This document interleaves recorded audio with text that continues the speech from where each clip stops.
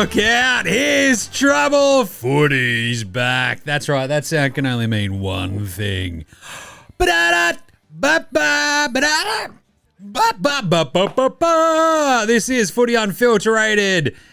And I'm back. Like MJ, I'm going to fax it through to Jez, just like that and a very funny picture of a penis. But I am your host, James Clements, back in Australia. And with me on the other side of this here screen is everyone's favourite Essendon fan. He personally got Brad Scott fired. It is Jez. Jez, what is cracking? You're welcome, Essendon supporters. I pulled a few strings and, leaned on a few people and, well, what can I say? Now I'm just going to have to double down and make sure that we don't hire James Hird. But I'll get into that later. Unless you're on his actual... Mate, I am... Well, yeah. I'm okay, mate. But how are you? You're looking much travelled. I'm very jet lagged.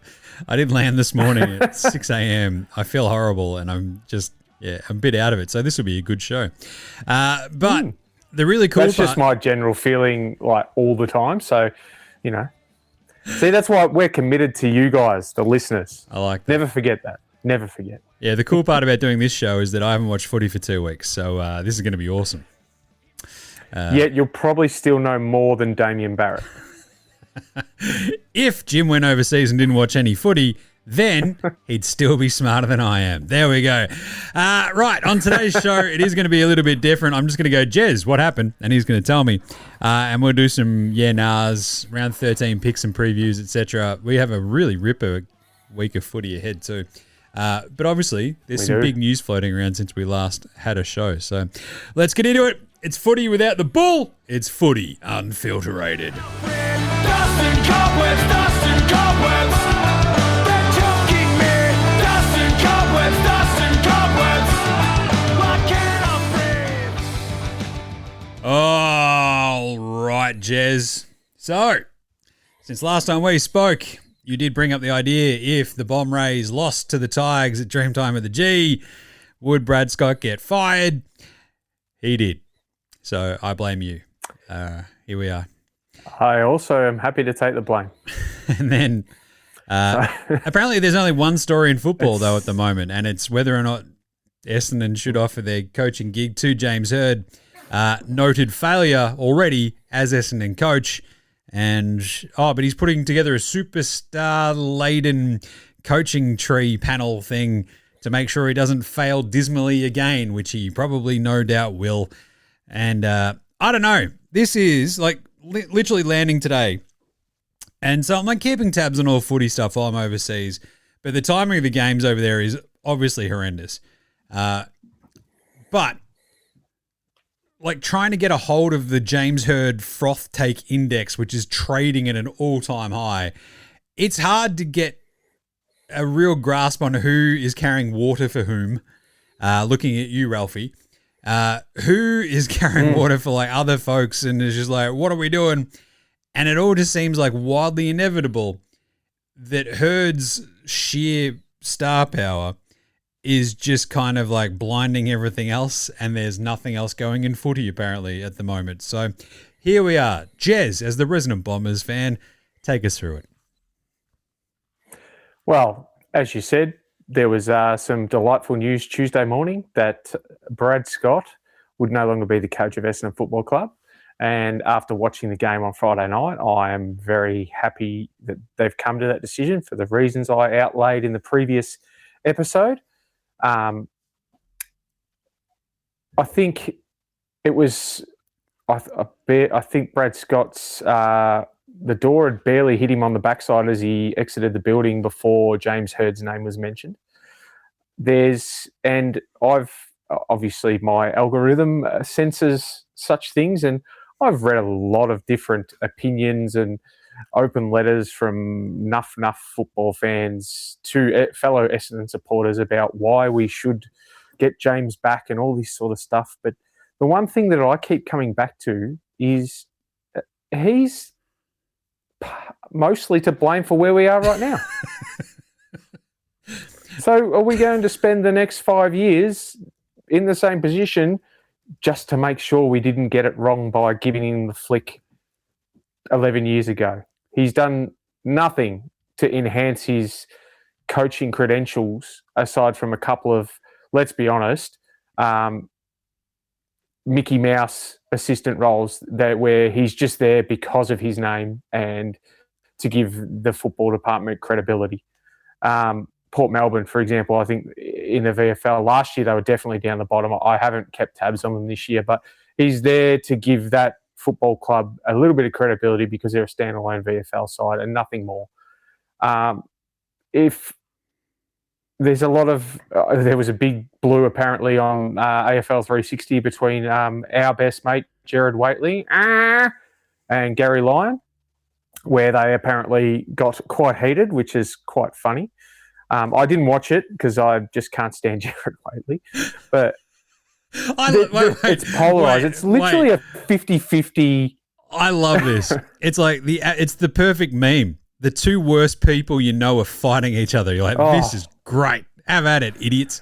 Mate, it's crazy. But how polarising it is and how worked up everyone, including the media. And Matthew Lloyd came out today and I think there was a couple of journalists who claimed that he was the one who put James Hurd's name in and all this stuff, and he's come out and denied it and said it's factually incorrect. And, you know, they're all starting to talk about taking legal action for defamation, and it's just an absolute chaos. And James Hurd did nothing to help this by putting his hand up and saying, yeah, I'd love to do it. It's like, yeah, good on you, mate. Do you know what, Jim?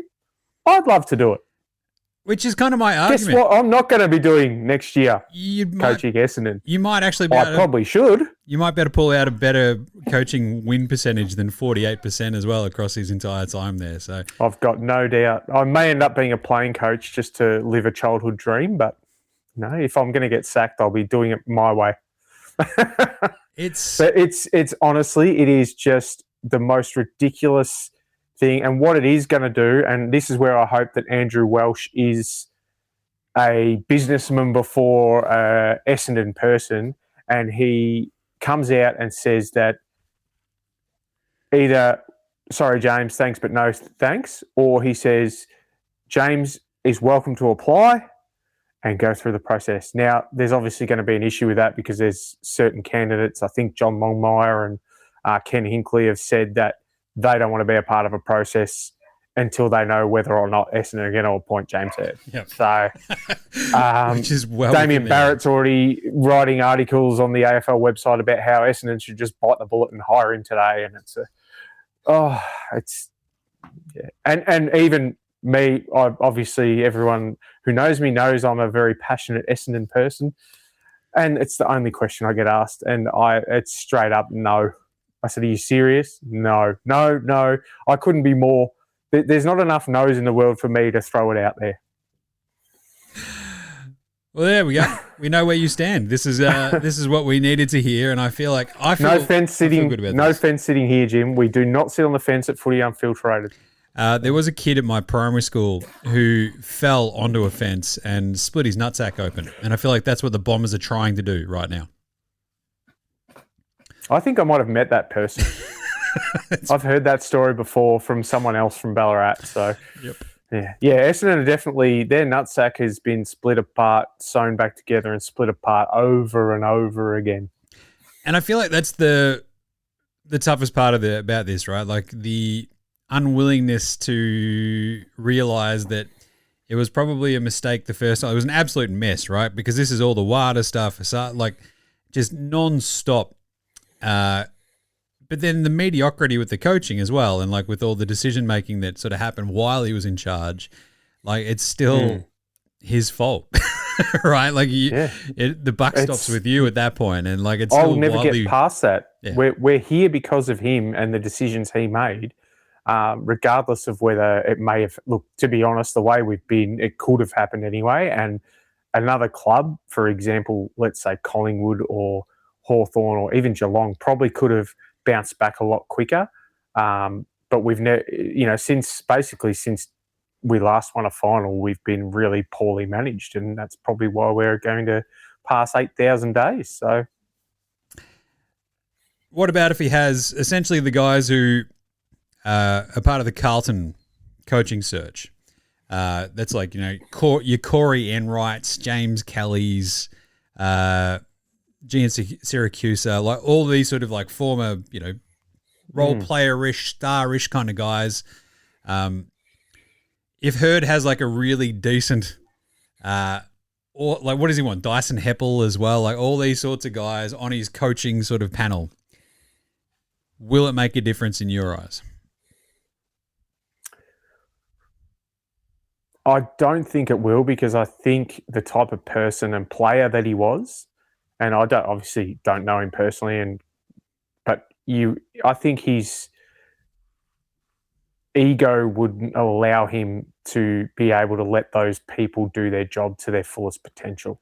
And then the other thing is if that were to happen, you watch the next couple of clubs that are ready to move on from their coach, they'll be the first ones poached if they do start to.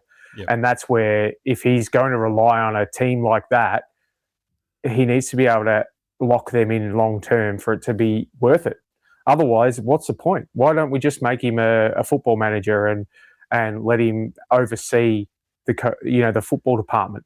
Yep. If we're really that desperate to get him back into the football club, The other things I've been hearing is that there's big money tied to the club that don't want him, but then there's an equal amount of big money tied to the club that do want him, and that's where I really hope that Andrew Welsh is a person that we've been waiting for 20 years now to come in and say, well, we can't please everyone.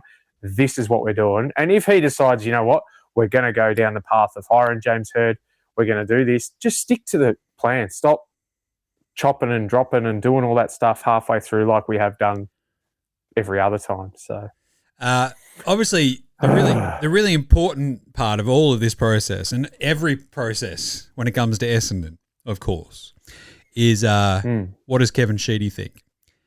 And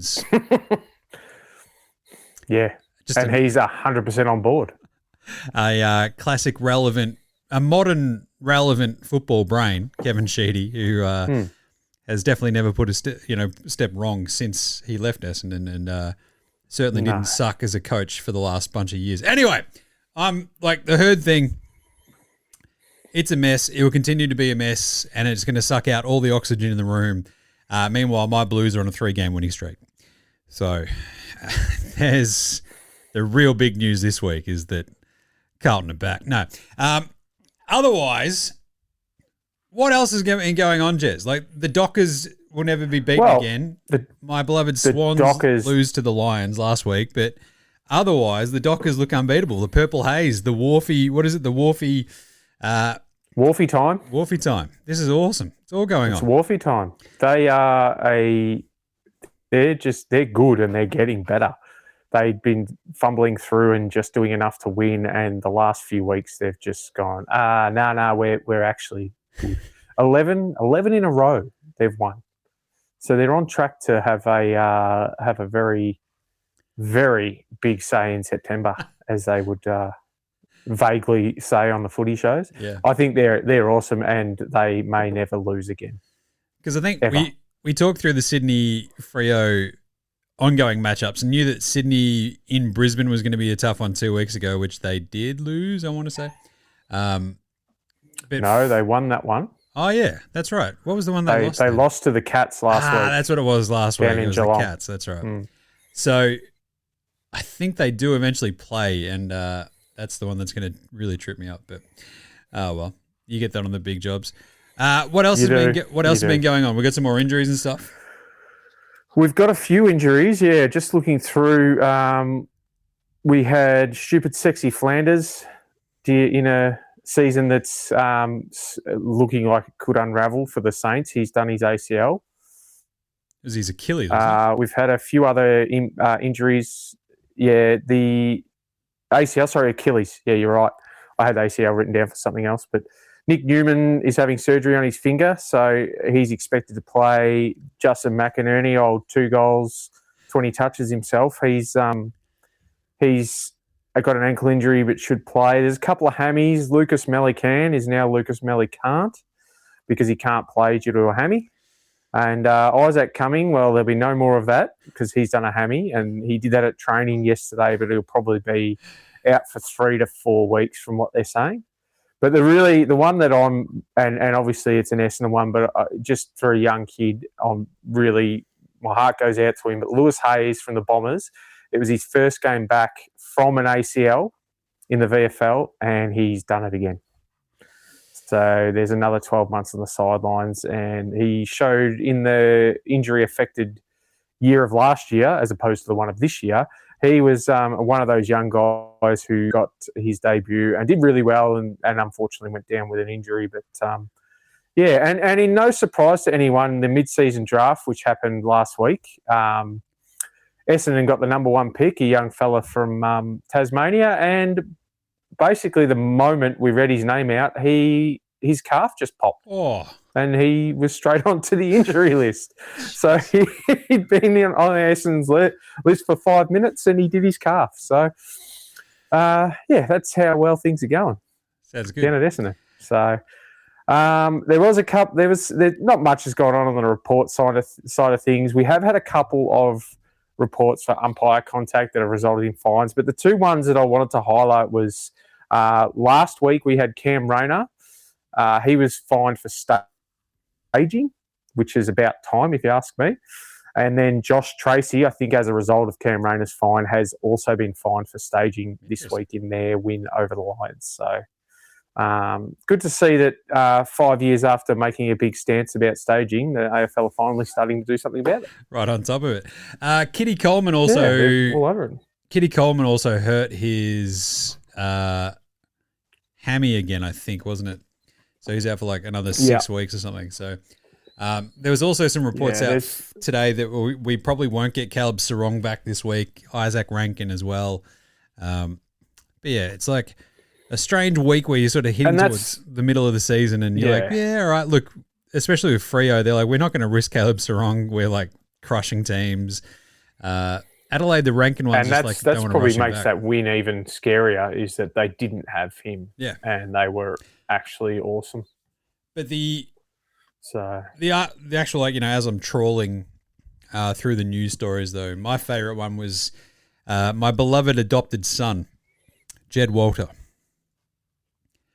He's coming to the Bombers. There's buzz. Straight swap for Jordan Ridley. There's buzz. And as soon as Carlton was involved, I don't know if I've been more excited for anything ever. I just went to the United States for a week and a half by myself, sans wife and kids. Went to 2 NBA games, saw No Doubt at the Sphere. And as soon as I saw Jed Walter and Carlton in the same sentence, I was more excited than at any point of that trip.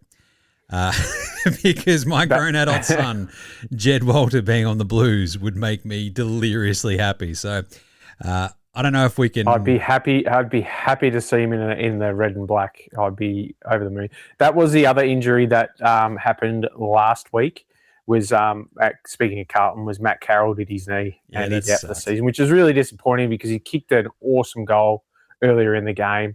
So it's I hate seeing all these young fellas. Jamie Elliott was another one in Harley Reid's 50th game. He did his ACL and he's going to be out for the season. So it's been a big couple of weeks of ACLs and soft tissue injuries, Jim. Yeah, the Pendles game was a bit of a weird one, sort of being, disassociated from it, being over there. You're sort of watching all the fallout, and then I just end up missing the game because it's at like 4 a.m. like LA time or whatever when I was over there. So many people, actually, I think everyone who wasn't a Collingwood supporter was barracking as hard as they could for West Coast to win that game. Love that. It was so good. The game was actually a really good game. Harley Reid sat old Scotty Penderbilly on his backside at one point when they went head-to-head for a contested ball, and it was quite amusing. Pendles made mention of it after the game. It was a lot of. I mean, obviously, it's a great milestone, and it's it's going to be very hard to beat. But we've also said that about the last 4 or 5 people who have broken the record. So it'll happen again. The way sports medicine and strength and conditioning and all that sort of stuff is heading, there will be somebody who will break the record and eventually we'll get someone up there with 500. I mean, there's still blokes running around at the age of 80 in country footy. So, yeah. there'll be another day, but it's a great achievement, and he's playing well and could probably play on for another year or two easily. So, good on him, and that's enough about Collingwood. Yeah, I did actually hear something about that though. He used to play basketball. Allegedly, yeah.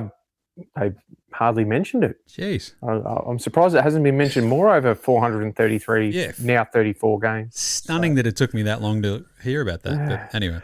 And and then the big news that came through middle of last week, and very sad news, was obviously the passing of Neil Danaher.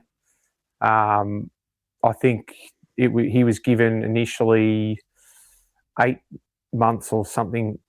He wasn't given a long time when he was first diagnosed with motor neurone disease, and the warrior that he is, he's kicked on for 13 years, Jim. So that's a pretty. It just goes to show the character of the bloke, and just for what it's worth, anyone out there who thinks he doesn't deserve a statue at the MCG, you've got no heart.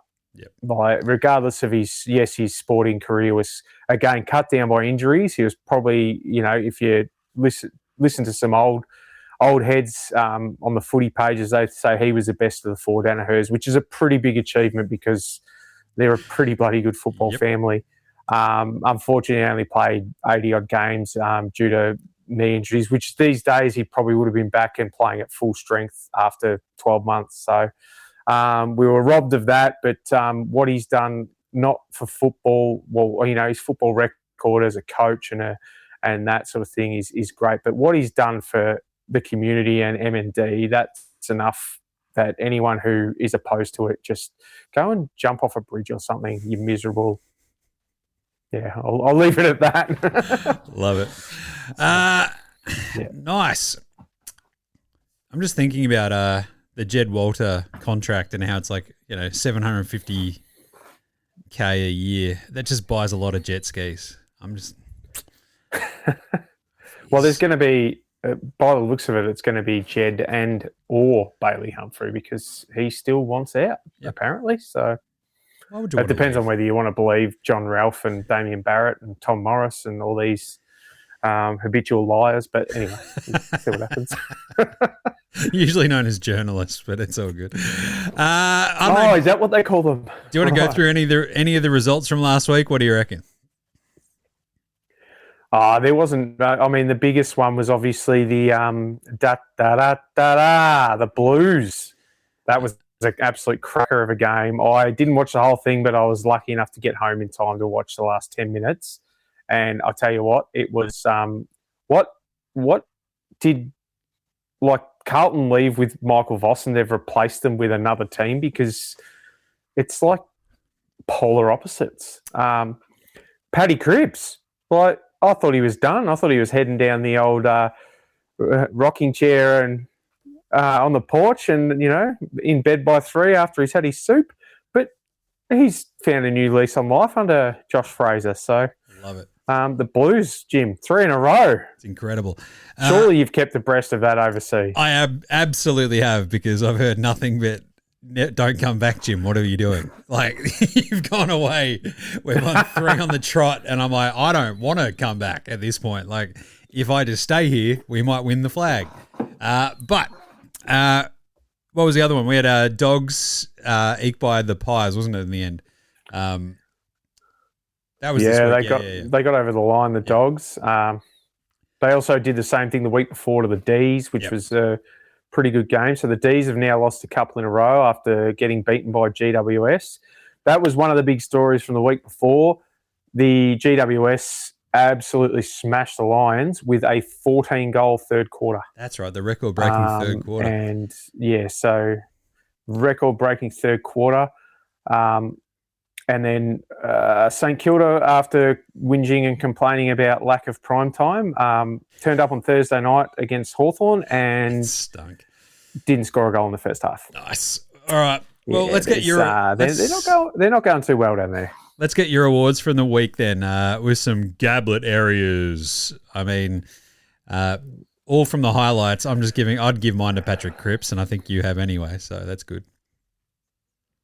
Yeah, so I've got three, and I'll go at a 3-2-1. But I even though he probably had a better game, Isaac Heaney, I'm going to give Paddy Cripps 3 votes because the mark and goal that he kicked in the end there was clutch, and I just loved seeing him back. You know, he's a big boy, and the way he attacks a footy, I love the way he goes about it when he's at full flight, and I really enjoyed watching them beat Geelong. So I'm going to give him the 3 there. Isaac Heaney, 32 and 5 goals. Yes, they smashed a depleted Tigers team, but he was awesome. And then Charlie from the same game, even it doesn't matter who you're playing against, 8 goals is a pretty good effort. So we'll give him that.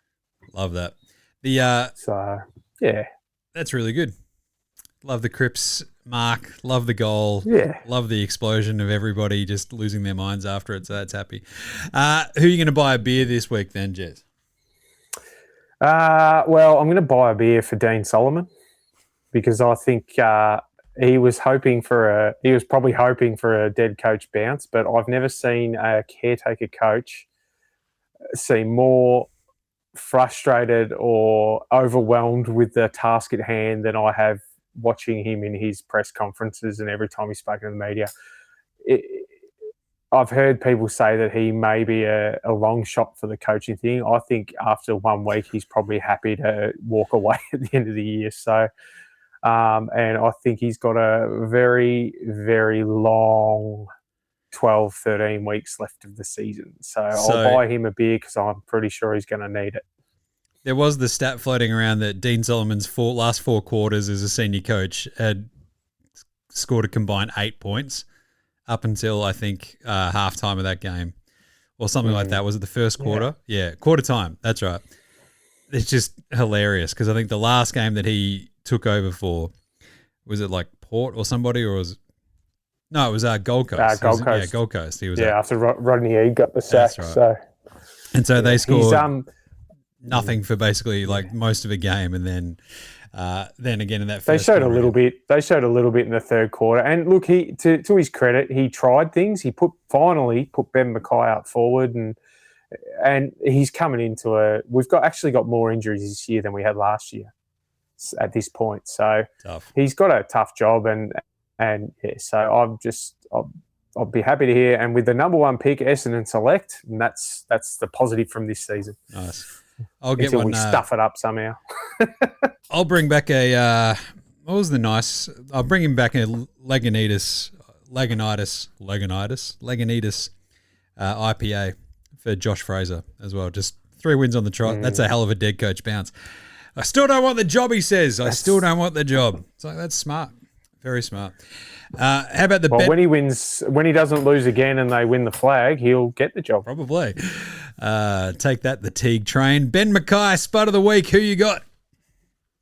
Well, this week it's not Ben Mackay because he actually played well and kicked a couple of goals. So before this week, he had kicked 1 goal in his entire career, and I think he tripled that. So it's not Ben this weekend, but it is St Kilda. The whole team. The whole team? Just stunk. Just absolutely stunk it up. I went through the stats. I watched the game. I couldn't actually pick a good player for them.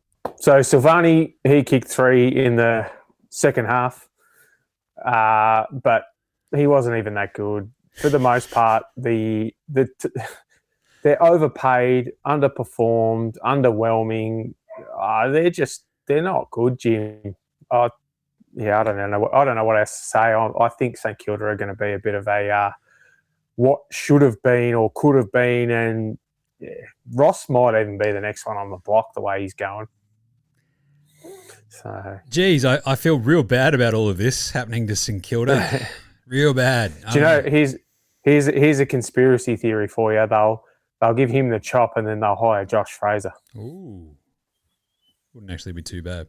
I'll give you someone else from Carlton. Exactly. Just keep stealing all of our dudes.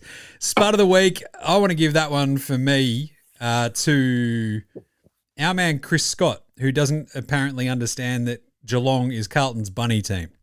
So I feel like he's like, no. And sooked it up about the reviews as well. Bloody reviews. Didn't see this one. Dempsey, Dave Roden fell down, had a sook. And then was like, yeah, we don't look at the past. It's like ancient history. It's like, I think we've beaten them 4 of the last 5 times. I feel like that should come up at some point during your match prep, but whatever. And double down during the week in saying that if you're a local footballer and you touch it, don't say that you didn't. It's like, how's get stuff sound? If I say that it's just gamesmanship, you fool. Love that. You do anything you can to get the upper hand. Yep. Who's your better than Bootsma this week? Better than Bootsma. So in a otherwise disappointing and down day for the young Tigers, it was a young draftee, Tyler Algier. Did I just say the young Tylers or the young Tigers? Young Tylers, they might be apprentice Tylers for all we know. Tyler Algier, I'm not sure how you say his name, but he kicked 3 goals from 5 kicks, and I believe that the Tigers only kicked 6 for the game. So I think that's a pretty good effort in an otherwise extremely dark day for the Tigers. So that's my better than Bootsma this week, Jim. Like that. I also saw the Will Lewis goal at the end of the Dogs game, which was awesome. And because what was the Ed Richards mark, and then it sort of all leads in, and Will Lewis kicked the goal. So I'd love that for him. That's very, very good. I'll give it to him. Also, my beloved young Taylor Byrne, and I think he was good again, which is good. There was another fellow who's had a couple of good games in a row now for the Eagles. Was Milan Murdoch. Oh yeah, Milan Murdoch, electrician. He kicked a couple of goals and has done jobs on. I think he did a job on Darcy Parish and then Archie Roberts, who still had a lot of footy, but he got under his skin early and got a couple of 50-metre penalties out of him. So he's probably getting close to that mature age recruit of the year, you could almost say, out of the draft. So yeah, he's awesome. Crushing it in Supercoach as well. So if you traded him out a couple of weeks ago, sucked in. I told you on Jim Does Supercoach not to. Right, let's do some we're going to do speed round yeah nahs. So I want to throw these to Jez. Speed round yeah nah. Spread out buys, Jez. Yeah nah. Nah. It's a bit much, isn't it? Like, I understand that we still Why can't we just have 1 week? Like, we've still got plenty of footy. I think it's okay, but instead of having like this week we've got 4, this week we've got 2, this week we've got 4, it's just either make it just bang, bang, bang in 3 weeks, but this like 4, 5 week, 6 week period is just silly. Obviously, we've already got the answer to this one, but James Hird, yeah, nah. Nah, no way, never, not on my life. All right. Are West Coast good? Yeah, nah. Nah, but they're heading there. They're heading in the right direction. What is it? 2 wins in the last 3? It's not bad. 4 for the year, which is as much as they've won in the last 3 years combined, I think. Jeez. Are Port Adelaide bad? Yeah, nah. Yeah. I've been saying it all year. I don't rate them at all, I'm going to stick with it. You're absolutely on top of that from the get-go. Are Collingwood good? Yeah, nah. Nah, I think they're average. I don't think they're bad. I don't think they're good. Define good, Jim. Well, I mean, will they make... Because I think they're good enough to probably make the top 10. What is it now? They could finish anywhere from 6 to 10 based on, they do tend to get in a lot of close games, but I just don't see them doing any damage in September. So if that's what we class as good, then nah. All right. That's a huge game this week against Melbourne. Speaking of which, are Melbourne bad?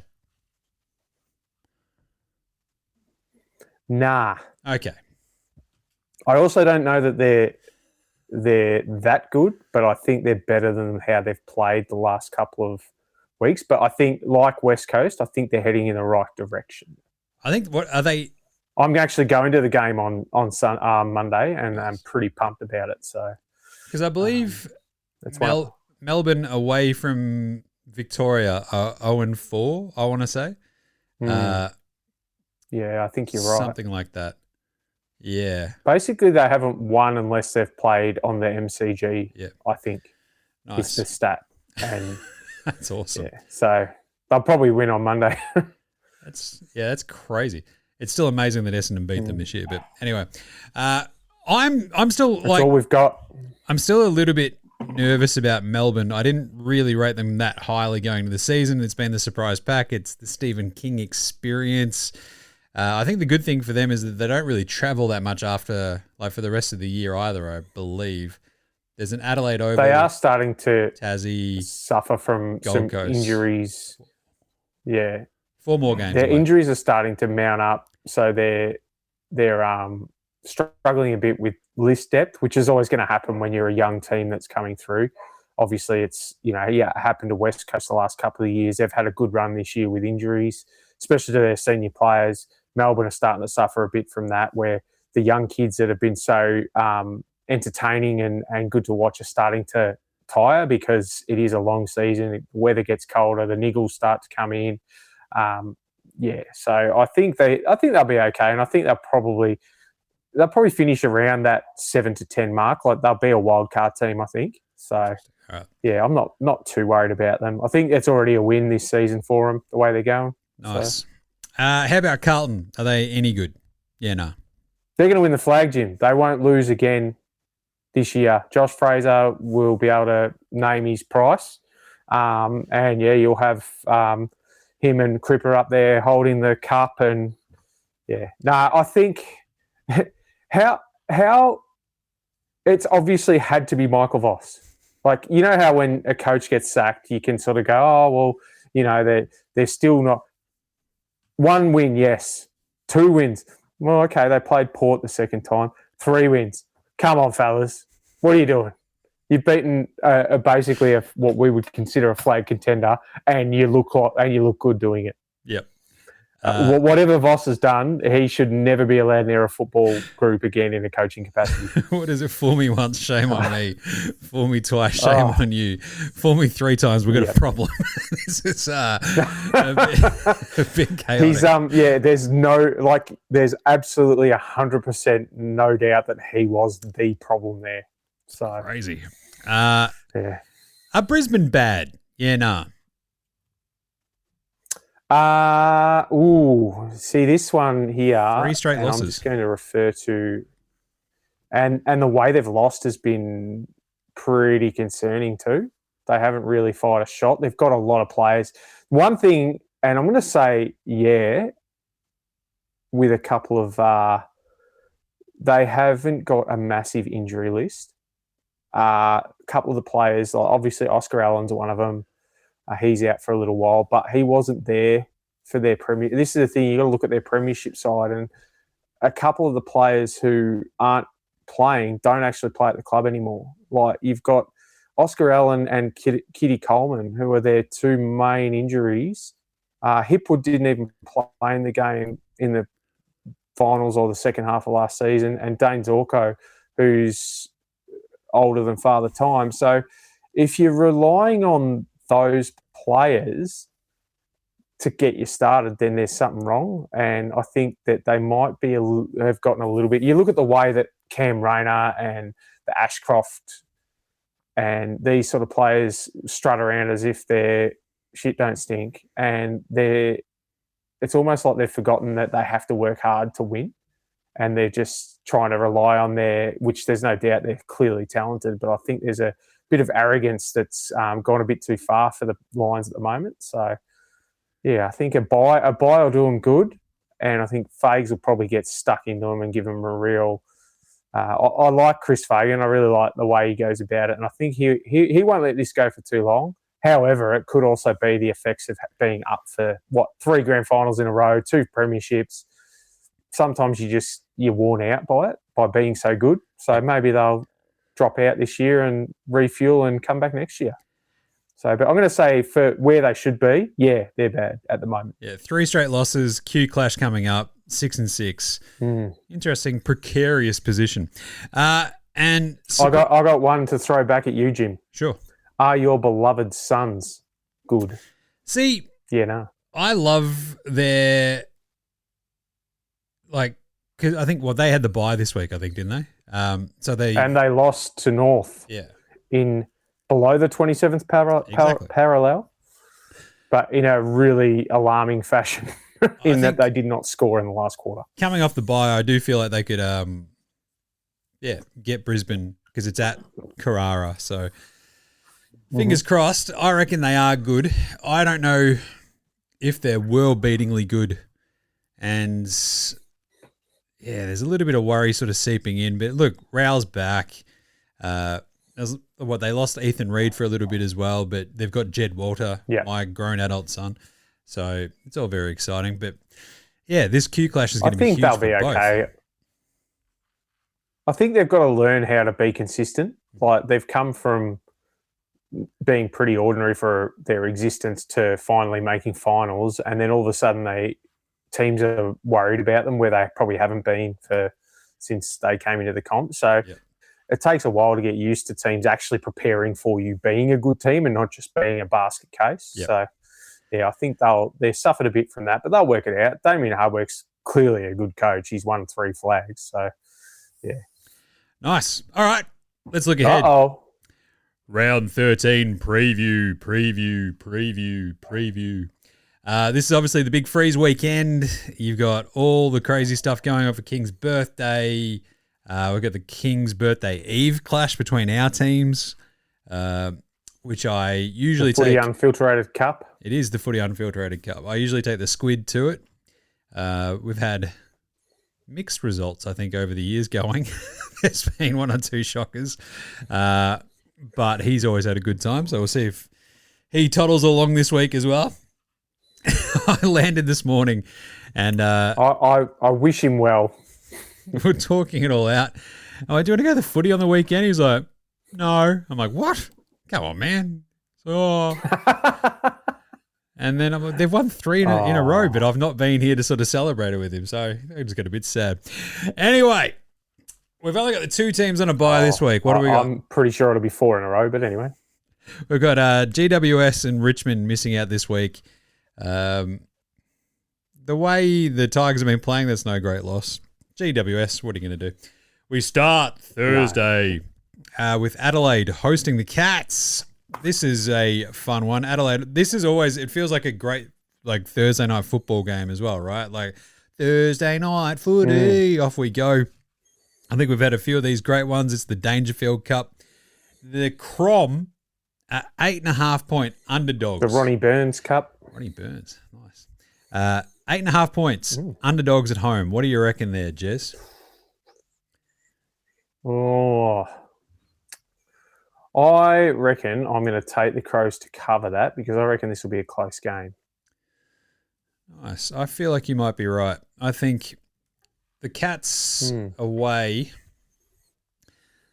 probably hurting from last week's loss to the Juggernaut Blues, and probably eke out a win. At the same time, Adelaide aren't wildly convincing. I think the Crows were one of those teams. The Crows are one of those teams that needed a bye, and they've also got a couple. But I think Taylor Walker's back in the team. Yep. I don't know. Geelong have got some injuries as well. It's hard to say. I think I can see Geelong winning, but I think Adelaide could keep it close. So, I'm going to stick with them. Yep. Friday, Hawks Dogs. Again, another. This is the Marvel special, this one, but it's at the G. I'm like, I see this matchup, and I'm like, this is a perfect Marvel game. And they're like, no. It's Friday, That'd Jim. actually be a good game. This should be a cracker. So we've got the Hawks who are 20.5-point favourites against the Dogs, having taken care That's of a what? big line. Yeah, it is, isn't it? The Saints last week. The Dogs have scraped through a couple of really tight ones.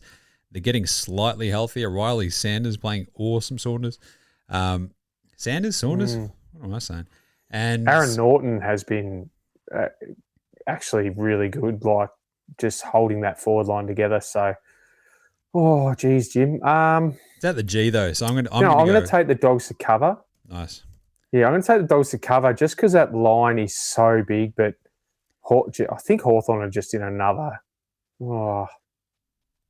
Actually, no, I'm going to go the Hawks. Yeah. I'm going to go the Hawks because I just think that the Dogs and the Ds and the Pies and even North and Gold Coast, they're all in that little similar spot and I think the Hawks are just a cut above them.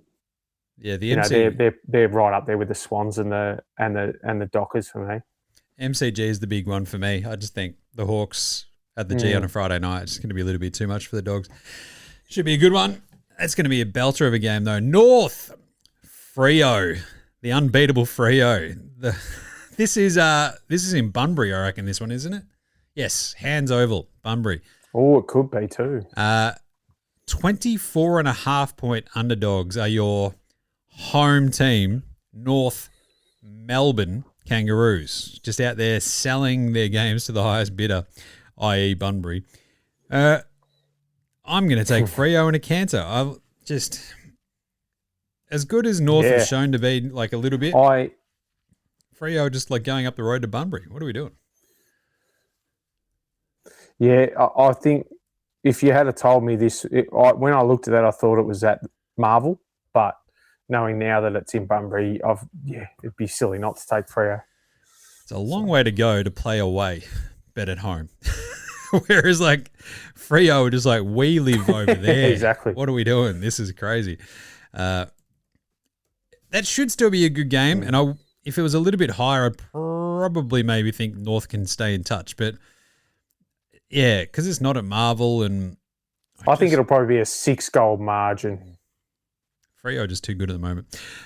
FREO tend to take the foot off the pedal once they've got to a point where they're happy. Like the game against Brisbane on the weekend, they were about 40 odd points up early in the third quarter. They let Brisbane come back. They sort of took the foot off the gas and went into game save mode. And yeah, I think if Brisbane were in better form, they would have mod and run over and they were at the top of them. All right, then we have Q Clash. Let's go. Gold Coast minus 10.5 favourites over the Lions at People's First Stadium. Kind of want to go to this, but I have spent, what did I do? 7 plane trips in 11 days. I don't need another one to go up to the Gold Coast for a Q Clash, but I'm going my beloved Suns, I think old however. mate may stab you. There's no may about it. It would be like, the question is how many times and like how many pieces am I chopped into and like dispersed around like the greater area of Melbourne. Here, kids, come and have a turn. There's more of Daddy here. There's a bit we haven't got yet. I'm going the Suns though. I think they're just better. I think at home this is going to be an awesome, massive, big statement game for them. I'm hoping they get over, and I think they're just playing better footy at the moment. I mean, coming off the bye helps. The Lions, 3 losses on the trot. It's going to be hard to see them losing 4, but I think the Suns can do it. So I'm going my beloved Suns. What about you, Jez? I'm going your beloved Suns as well, dear, because I think they'll be well rested. I don't rate the Lions at the moment, so I'm going to go with your beloved Suns to win by more than 10.5 points. Then we go way out west for the Eagles Port. This is the primetime Saturday night match. Way out west, where it rains no more. This is a rough one. 7.5 point underdogs of the Eagles. They've been playing pretty well of late. I kind of want to take West Coast, and I think I am going to at home against Port. I'm taking the Eagles too. I think Port are garbage. It's in Perth, and West Coast are riding high after a couple of wins recently. So, and you know they beat Essendon, so that's really, really hard to do at the moment.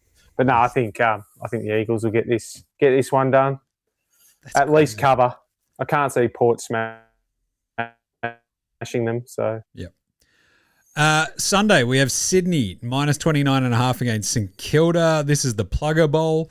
This is a pretty big game for the Saints. Like, they're 12th. And for all the hype about them going into this season, they need to show us something.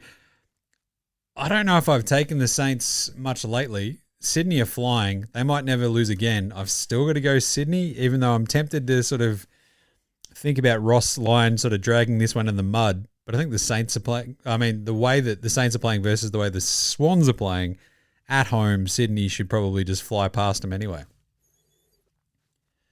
Yeah, I can't. After watching that game on Thursday night, I can't take the Saints. They need a bye as well. So, yep, Sydney. Nice. And then it is the Footy Unfilterated Bowl. The Bombers, 29.5-point underdogs to my beloved Blues.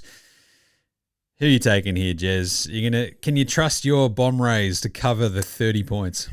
I'm going to subscribe to the theory that while you were in the United States, Carlton didn't lose. And now that you're back, I'm going to back the Bombers to cover. This sucks. I want to take the Bombers as well. I'd put my toes up, but no one wants to see my feet. I desperately want to go the Bombers as well, but I'm going to go Carlton. I can't do it to myself. I got to believe. Harry Mackay goes Harry McFive and kicks a bag. And I don't know, we get maybe a little bit of momentum, hopefully heading into our bye. That'd be kind of nice. Like continue the momentum because they've got a horrible run home. So this is like the good part of the season for Carlton right now. 3 on the trot, make it 4, bank those wins because I don't think there's going to be too many more coming. So here's hoping that Carlton can cover that and, ride that momentum into the bye and the squid doesn't go home sad. Monday, the big freeze, the MND game. This is a fascinating setup. Collingwood, half-point favourites against the Ds. This is 11th versus 6th, and a pretty big game for both. Jez, who do you like in this one? I like the Ds. Right.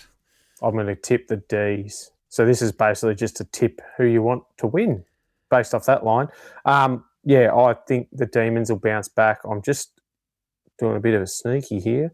It's going to be 17 degrees and sunny on an afternoon at the MCG. I'm tipping the Demons for no other reason other than that. But I think this will actually be a really good game, Jim. I reckon they're very well matched teams, and I can see the Demons riding high on the emotion of the day as well. So yeah, I hope they do. I'd like to see them have a win and honour Neil Danaher because he was obviously as big a part of that club as he was of Essendon or anything else. So it'd be nice to see the D's win. And I'm going to be there too with 3 Melbourne supporters, so I'd like them to not have their head in their hands after the game. So, however, if it goes the other way, I'll be sitting there giggling and laughing at them. So, well, either way, I'm a winner on Monday. In their last 5, the Pies are 1 win, 3 losses, and a draw. So, and as we've not in great form, as we've said, it's the Melbourne Demons at the MCG. So I'm going to go the D's as well. Yep. So we've got one pick different this week, and it's Carlton Essendon. So that's awesome. That's the cup. It's the cup. It'd be rude if we both pick the same when our teams are playing, I think, Jim. Yep. So that's the rule. So yeah, you picked up one ahead of me over the last couple of weeks, the last 2 rounds. And even though we had a fair few different, we sort of ended up splitting it both those weeks. So 55 to 53, Jez leads heading into round 13.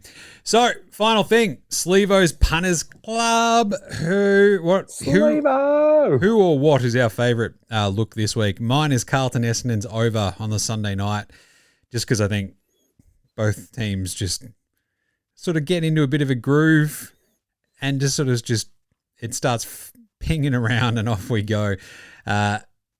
There was a dead rubber match between these two last year that wasn't very high scoring, I think, but I think this one will be a little bit different and they probably get just enough done.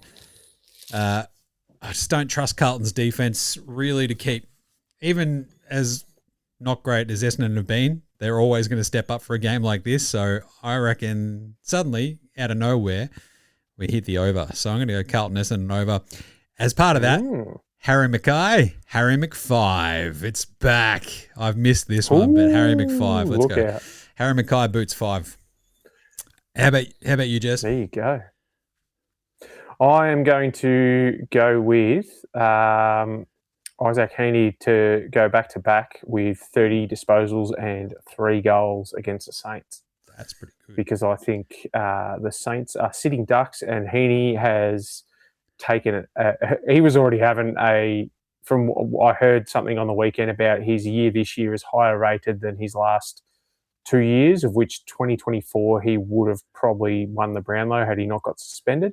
And he's already higher rated at this point of the season than he was in both of those years.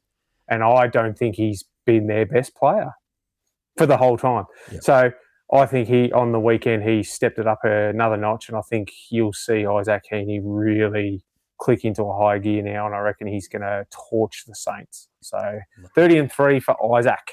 Very nice. Very nice. He's been awesome. He's coming to the Supercoach team this week. I'll tell you that much. Right. But that's it. That's it for... We're heading into round 13. It's the preview episode for Footy Unfilterated. I'm back in the country. I'll be all footy from here on out because NBA winds down. This is just my footy time. I love it. There's nothing better. Hell yeah. Because what have we got? NBA finals for the next couple of weeks. Then we'll have draft and free agency and then nothing. So it's going to be pretty We do, however, Jim, we want 7 games. 7 of the best for the NBA finals. That'd be really and nice. Nothing less. Knicks in 7, I reckon. Spoiler alert. That's probably the only bonus of the buys is that we've got a little bit more time up our sleeve to watch the NBA finals. So. I like that. Well, make sure you follow us across all the socials, everything out there. Go check them out. We'll be back with the power rankings this week as well.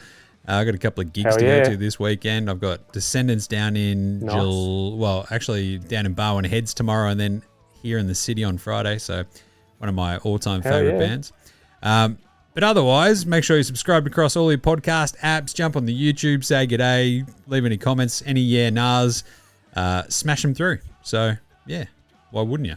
It's just simple stuff. Be rude not to, let's be honest. Tell us more about James Hird and why he should be the next coach of Essendon if you disagree with Jez. Very simple. If you disagree with me, shut up. That's pretty good. All right, well, until next week, stay off the rubbish gear. It's good to be back. This is Footy Unfilterated. See yous. Good to see you, Jimmy.